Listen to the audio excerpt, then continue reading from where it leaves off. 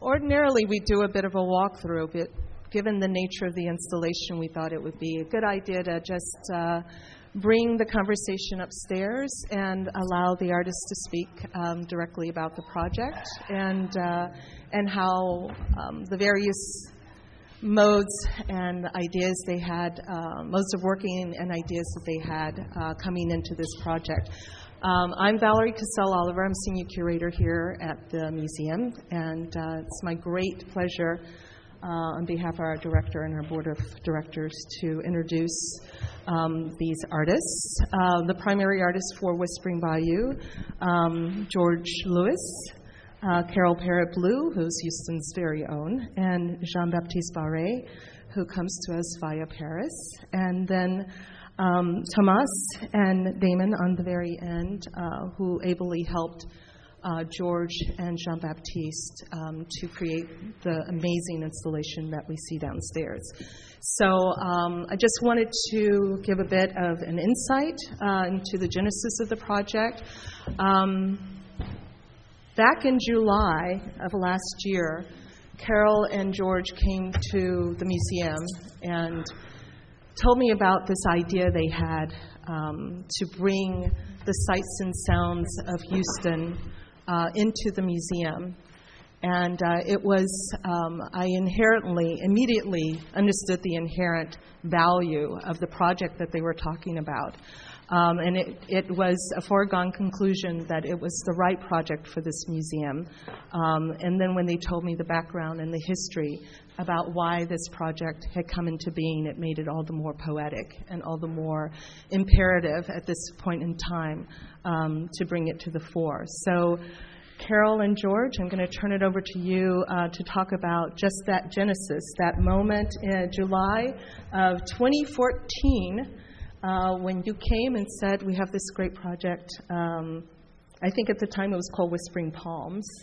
Well, I think that's a history that's best told by Carroll Parrott Blue, because she is actually the centerpiece of the whole concept of how this came to be. Would you mind? You never put a filmmaker and a mic and an audience together, because to get them apart is really difficult. First of all, there's a lot of team members that were involved. Can you raise your hands like Renee? There's Renee, raise your hand. Matt in the back, raise your hand. Keep your hands up so people know who you are. Ann, where's Ann? Where's Ann? Okay, who else is here? Rosalinda Mendez. And Jamal and Rosalinda. Anybody else? Just raise your hand so we know that you're here. Johnny.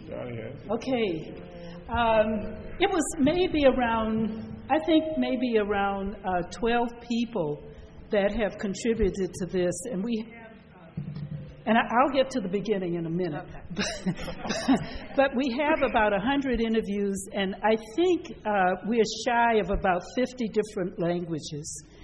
And how it all started was that I have known George for about 25 years, and he's known Jean-Baptiste about 30 years. And when I first started working in Palm Center, which is in Southeast Houston, OST South Union area, we had a park, and I had wanted to do something interactive in the park. And I found out it was just, you'd have to have more money than God to actually make it happen and to keep it maintained. And so after about a year's time, George and I realized that we had to do it inside. And George suggested Valerie, because he said, she gets it. And let's go to Valerie and talk to her. And that's how we got to Valerie to get started on it.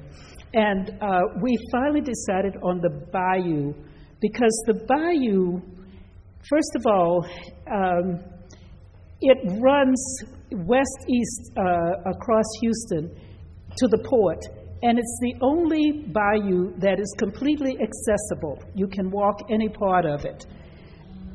It's in a Brace Bayou watershed that has about 722,000 residents. And as you all know by now, 1 in every 4 residents in the city of Houston is from another country. So Houston has become an international city, and this area represents Houston, the new Houston, better, I think, than maybe a couple of areas out toward north, the west area, of what Houston is, the face of what Houston is. And when I got with George, and later with Jean-Baptiste, we determined that it would be great to just experience what this is. And I'll turn it over to George. That was quick. Wow. Like you said, I was waiting for more wonderful stories. Filmmaker, you know, I don't make films, but I have other ways to talk your ear off. So the thing, but I won't do that today.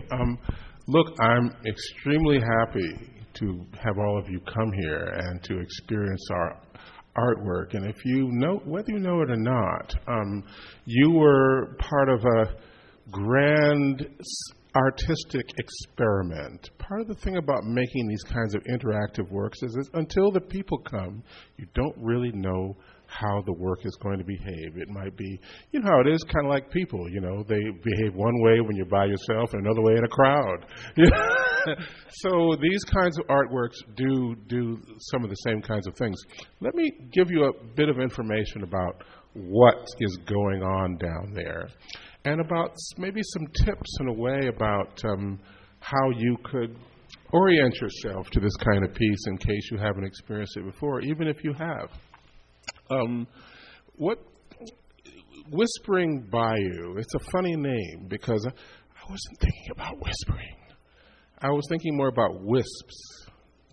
So wispy kinds of stuff. I know wispy is not, you don't spell it W-H, okay? But it's a sort of a onomatopoeia, a homonym, a play on words.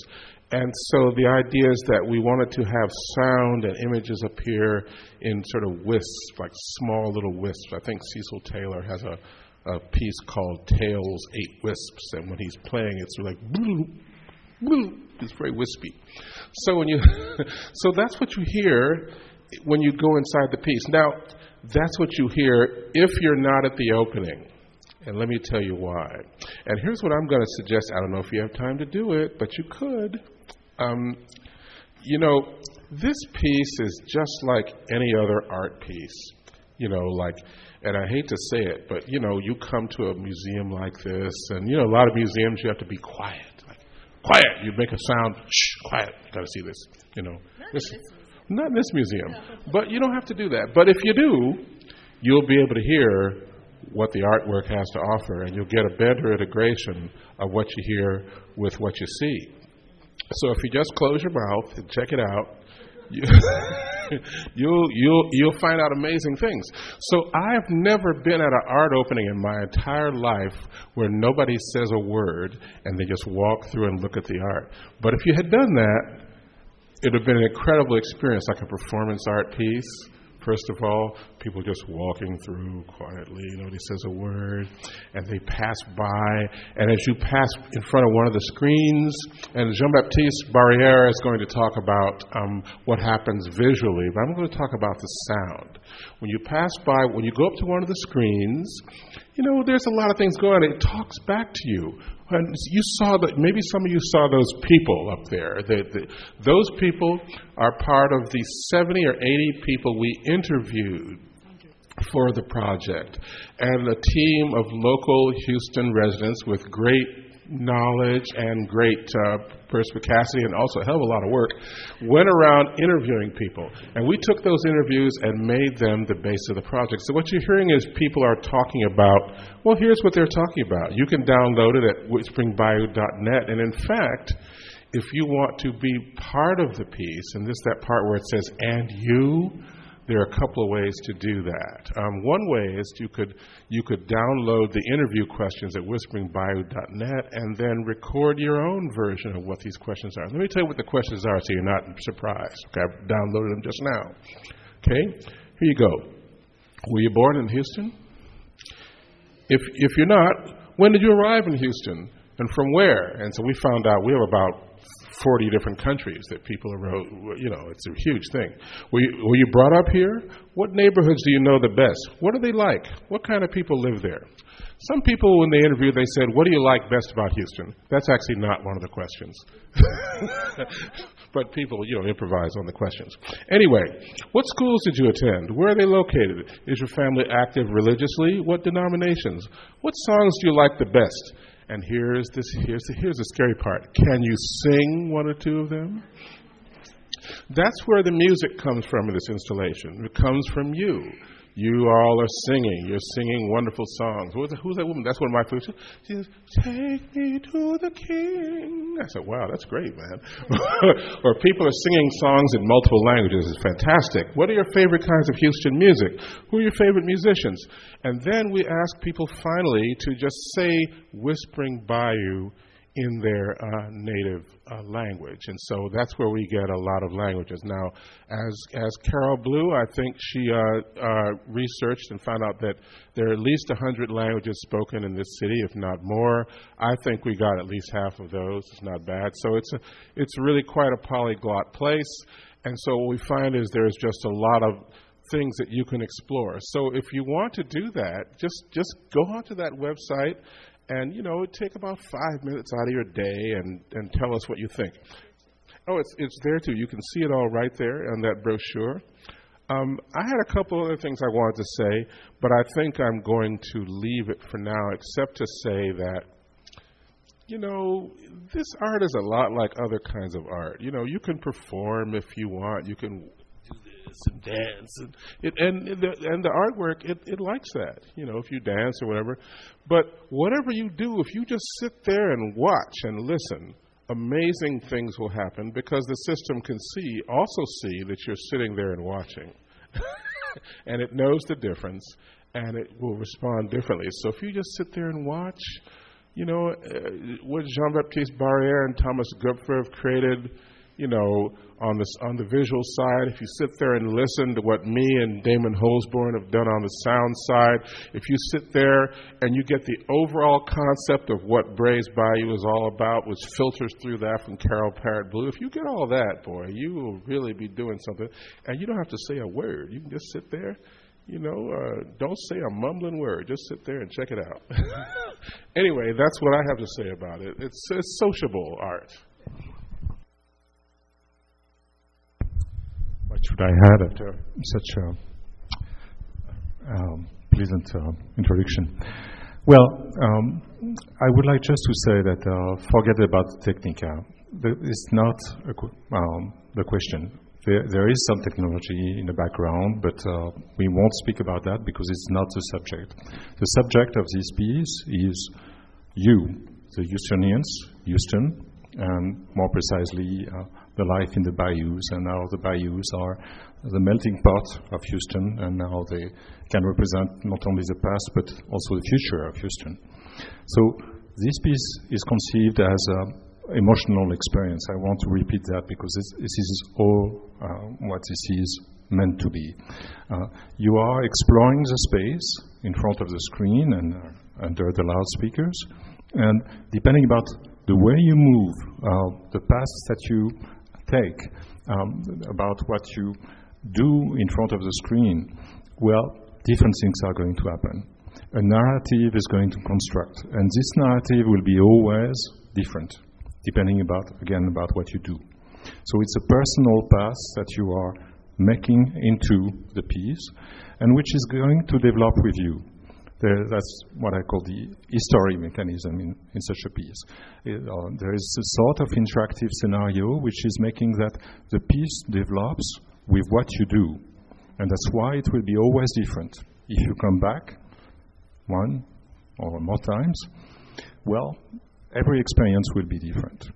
You will discover the many worlds that we have created and which are more or less let's say, not hidden, but available for you, for your discovery while you are exploring the space. And, well, that's what you will take with you when you get out. That's at least what we hope, that all these impressions of Houston and what people have said and what they were telling about their own vision of Houston and the way you will relate to that, and hopefully by also being convinced about getting to the website and adding your contribution, your vision of Houston, which eventually will be merged into the installation. So chances are that if you do that, when you come back next time, and I hope you will come many times, you will discover inside one of these worlds, revealed by your motion into space, your contribution mixed with all the others. And that's one thing I want to emphasize, which George already told very precisely, but I can't agree more. What we experienced tonight, for the people who were downstairs, is what we call the opening party effect. I mean, too many people, and it's coming, let's say, what we are really aiming at. It still works, and you have got impressions, but that's not the real piece. The real piece is coming there, not necessarily alone, maybe with your double or your next of kin or your children or whoever you want, and then making your own discoveries through the path of the piece. And that's meant to be, I should say, an intimate experience, to work at its best, so that you take the most advantage about what there is there. It has to be sort of intimate. So once again, please come and experience this emotional experience, and come again and again and again, and make your own ideas through these multiple visits. No, we can talk about the mechanics, because one of the things I found most exciting about this project coming to fruition is that after all of the work had been done by the team that went out, Carroll assembled such a wonderful array of people to go out into the world and bring back these stories. From Saturday until this afternoon, it was basically these four gentlemen sitting at a table in front of computers nonstop. And so one of the things I thought was very interesting is there was no desire to hide the technology. The technology becomes such an integral part of that experience. And so I think maybe it's great to also invite Thomas and Damon to also, because you've been longtime collaborators with George and Jean-Baptiste. So I'm curious as to, we would like for you to say something. Hello. So I'm Thomas.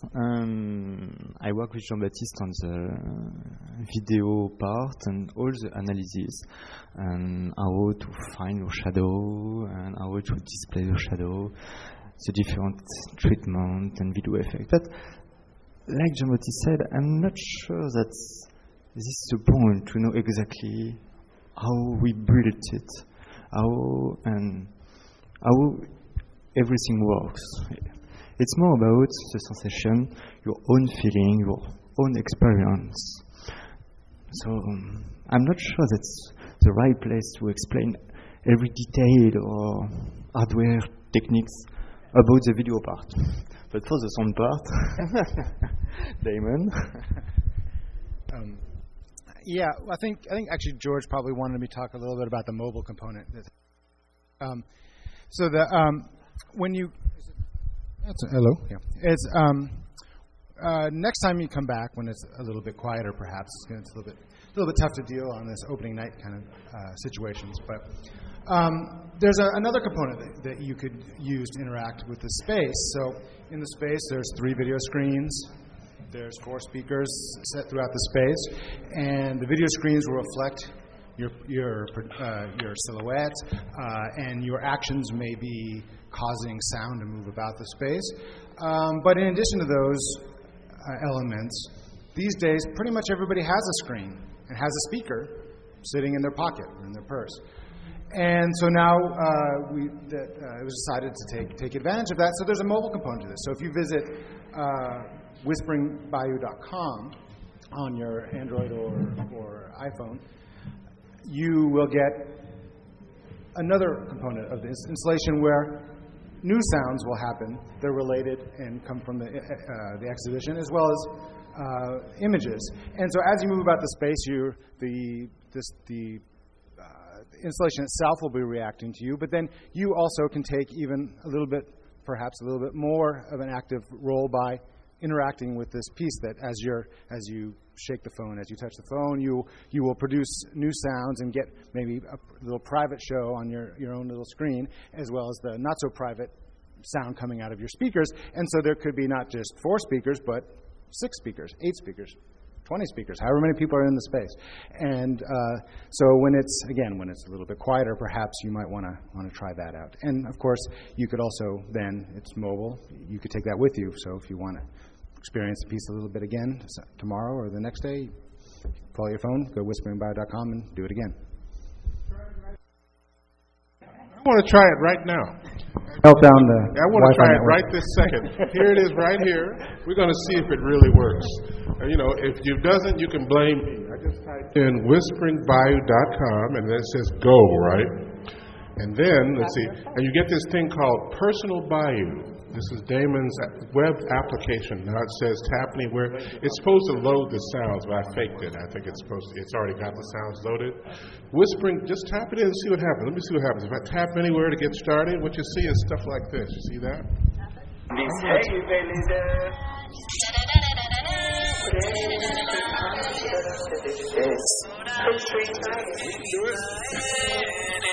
Test. If it crashes, you can all do it right now. And if it crashes, then we know we have more work to do. And you can also shake it.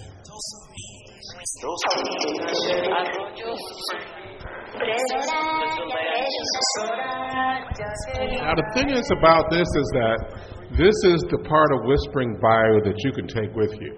You can use it anywhere in the world. It doesn't care.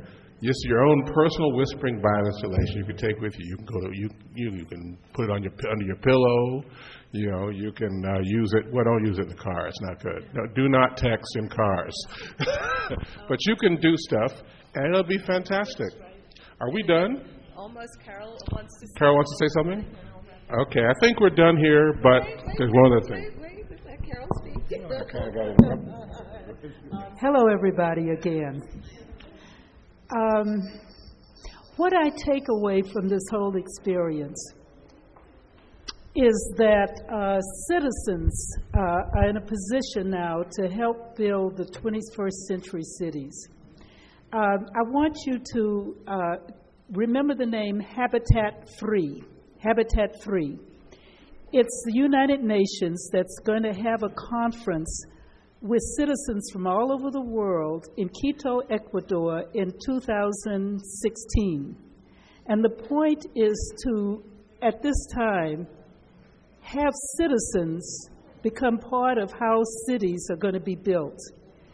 And what I've appreciated about this whole experience is that Houston really has an opportunity to build a city of the 21st century. And I just hope that in this experience that you all are having, that it will inspire you to become part of creating a new city for Houston. So that's all I have to say. That's wonderful. Thank you.